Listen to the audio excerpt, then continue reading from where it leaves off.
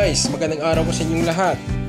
So sa araw na ito is ituturo ko sa inyo kung paano po magpalit ng suspension arm sa ating Suzuki F6A.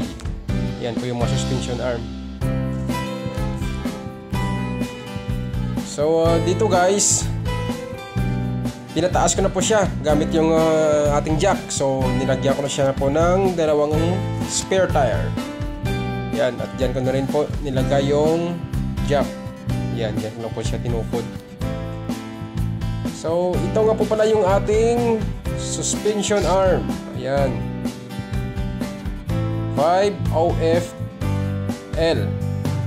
Yan po yung code ng ating suspension arm. L means left or kaliwa. So ayan po yung mga tornilyo nya guys. Yan sa dalawang butas. Diyan po nanggaling yung ayan, yung parang rod. Diyan po siya tinanggal. Tsaka mayroon pa po siyang bolt nut na nakalock diyan sa gilid. Yan, nakikita niyo po guys, uga-uga na po siya. So ibig sabihin, sira na po yung ating suspension arm.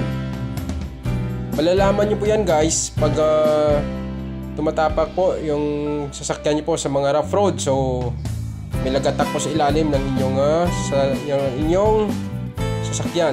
Yan po, huwag niyo pong kalimutan ng lagyan po yun ng kan guys ng stopper yung gulong para safety po. Yan po yung ating bagong suspension arm. At kung minsan guys, pag kinakabig nyo po sa kanan o sa kaliwa po yung sasakyan nyo po or manibila, pag tumatakbo guys may maririnig po kayong lagatak po sa ilalim.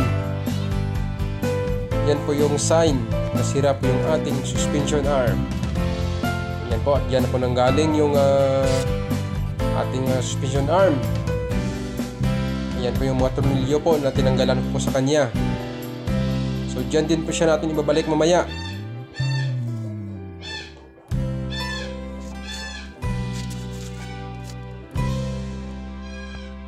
So ngayon guys, ito na po yung sirang suspension arm. Ayan, kita nyo po. Maluwag na po, maluwag. So dito sa bago, ayan, kahit itulak nyo po ng malakas, so hindi po siya gumagalaw. Yan po yung cause ng ingay sa ilalim.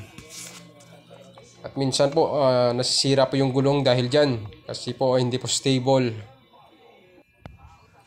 Ayan nga po guys, naibalik ko na po yung bagong suspension arm. Ayan po.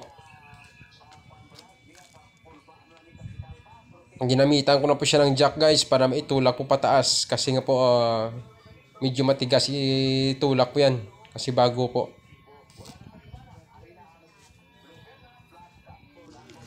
So kung nakatulong po sa inyo tong video, wag naman po sana nyong kalimutan po na paki-like, comment, and subscribe po sa ating video para makatulong naman po sa ating paggawa ng marami pang katulad nitong videos. Maraming salamat po sa panonood.